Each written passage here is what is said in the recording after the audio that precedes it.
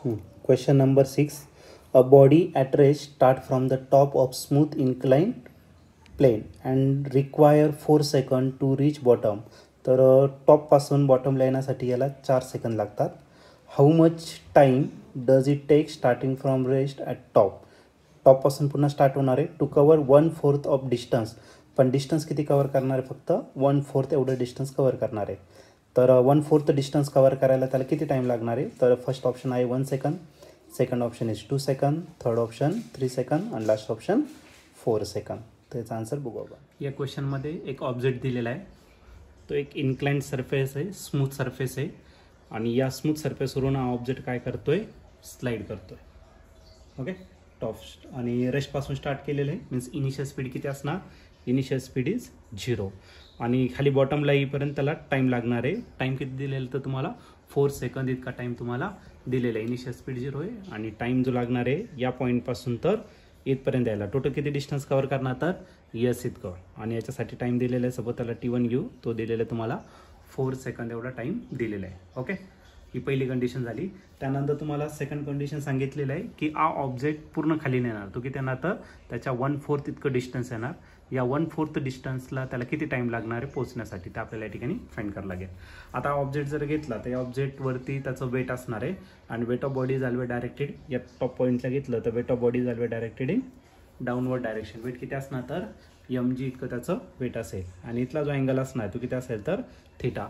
याला जर तुम्ही रिझॉल्व केलं तर रिझॉल्व केल्यानंतर राहणार आहे इन्क्लाइन पार्टमध्ये येणार. ओके, इन्क्लाइन फोर्थ कॉम्पोनंटमध्ये येणार. सपोज अँगल जर थीटा घेतला आणि याला जर मी पुढं काय केलं? एक्सटेंड केला. आज जर थीटा आहे हा 90 डिग्री तर इथला जो अँगल असणार तो किती असेल? 90 minus theta. This angle is 90 minus theta. Suppose this angle is 90 minus theta तर हा अँगल जो असेल तो काय असेल? तर ते ओनली थीटा असेल. म्हणजे याचं जे वेट आहे ते किती असणार? तर mg. मग आपल्याला थीटा भेटला तर थीटा ज्या ठिकाणी असेल तिथं काय घेणार आहोत आपण? mg cos theta. हा पार्ट झाला तुमचा mg कॉस थीटाचा आणि इकडचा जो पार्ट झाला तो काय झाला? तर mg साइन थीटा. आणि याच्यावरती जो फोर्स ॲक्ट होणार आहे तो फोर्स किती असणार? तर force is equal to mass into acceleration. Suppose हे दोन्ही टर्म जर काय इक्वेट केलं तर F is equal to mass into acceleration and this force is nothing but the mg sine theta. mm get cancel. म्हणजे याच्यावरती जो ॲक्सलरेशन ॲक्ट होणार आहे तो ॲक्सलरेशन किती असणार? तर g साइन थीटा एवढं ॲक्सलरेशन त्याच्यावरती ॲक्ट होणार आहे. मग पहिली कंडिशन घेऊ. पहिल्या कंडिशनमध्ये आपण यूज करणार आहे इक्वेशन ऑफ मोशन. त्याच्यात आपण यूज करू second equation of motion that is S is equal to ut plus 1/2 at square. Yes as it is. Initial speed किती आहे? 0. मी पूर्ण टर्म काय लिही? 0 प्लस 1/2 एच्या जागी रिप्लेस करायचं कशाने? जी साइन थीटा. आणि जो टी दिलेला आहे टी किती लागतोय? वरून पूर्ण खाली येईपर्यंत 4 सेकंद. 4चा काय करायचं आपल्याला? स्क्वेअर करायचा.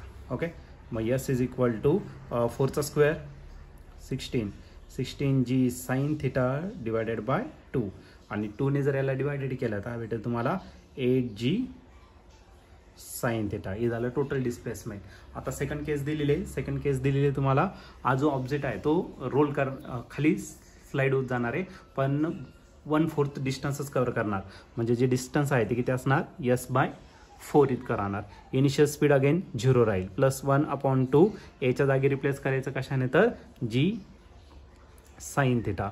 आणि जो नवीन टाईम लागणार आहे तो किती घेतला? तर आपण T1 इतका घेतला आहे आणि त्या T1चा आपल्याला काय करायचं आहे? स्क्वेअर करायचा. T1चा आपण या ठिकाणी काय करणार? स्क्वेअर करा.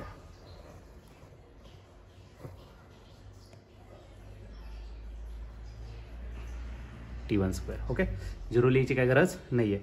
मग this S divided by 4 as it is g sine theta into T1 square. T आपल्याला फाइंड करायचा आहे आणि डिवायडेड बाय करायला तर तुमचा 2 राहिला. 2ने याला डिवाइड करू शकता. 2 जागी झाला 4. म्हणजे S divided by 2 is equal to g sine theta आणि या करायला T1 स्क्वेअर. तर याला सपोज आपण इक्वेशन नंबर 2 कन्सिडर केलं आणि याला इक्वेशन नंबर 1 कन्सिडर केलं. इक्वेशन 2ला इक्वेशन 1ने काय करू? डिवाइड करू. Equation what is equation 2? It is S divided by 2 आणि त्याला परत या इक्वेशनने डिवाइड करायचं म्हणजे पुन्हा कशाने? तर यसने. आणि S डिवायडेड बाय 2ची व्हॅल्यू काय? तर जी साइन थीटा आणि हा T1 स्क्वेअर आणि याची जी व्हॅल्यू येते किती तर 16 जी साइन थिटा नाही सॉरी 8 टाकून देऊ डायरेक्ट 16 टाकण्यापेक्षा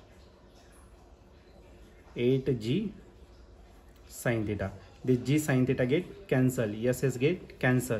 आता जो 8 इकडे डिवायडेड आहे इकडे काय करा तर मल्टिप्लाय करा. ओके, मग 8 डिवायडेड बाय 2 आणि इकडे रिमेनिंग राहिलं ओनली T1 स्क्वेअर. ओके, 2 ने जर याला डिवाइड केलं तर आपल्याला T1 भेटेल. T1 स्क्वेअर इज 4 आणि after taking square root T1 become 2 second. तर याचं जे ऑप्शन असणार आहे तर ते असेल ऑप्शन बी.